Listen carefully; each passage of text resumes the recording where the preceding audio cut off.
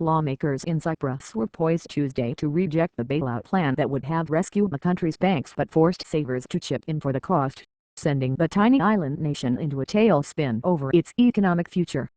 Cyprus's banking sector is on the verge of collapse, and European leaders have taken the unprecedented step of asking depositors in Cypriot banks to contribute to the cost of a $20 billion bailout or face losing far more of their savings through bank failure.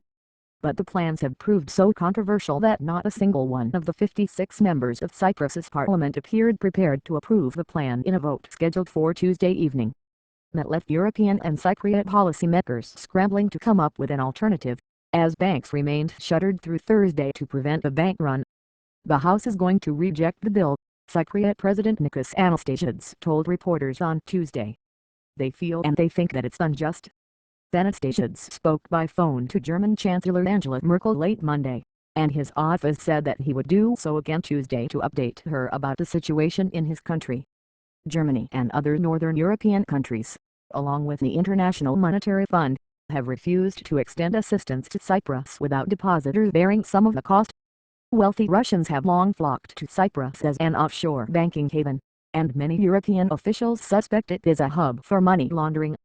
Early Tuesday, Anastasiades and top finance officials tried to come up with an alternative that would have shielded those with less than $26,000 in savings from a one-time tax meant to raise $7.5 billion toward the roughly $20 billion bailout.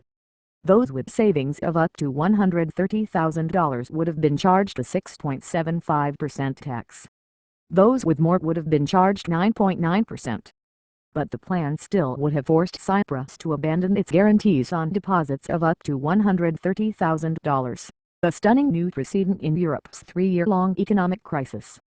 International economic officials said Tuesday that they welcomed efforts to spare smaller savers, so long as Cypriot officials found enough money to cover their portion of the bailout.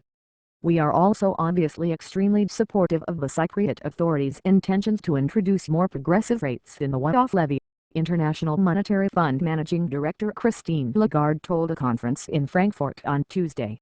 Cyprus has been caught between European reluctance to come to its aid, given its reputation as a shady haven for Russian money, and a desire not to imperil its status as a financial center. Cypriot Finance Minister Michalis Saras flew to Moscow on Tuesday afternoon to talk with Russian leaders about the implications for their citizens' deposits. Anastasiades planned to hold an emergency meeting of Cypriot political leaders Wednesday morning to discuss what to do next.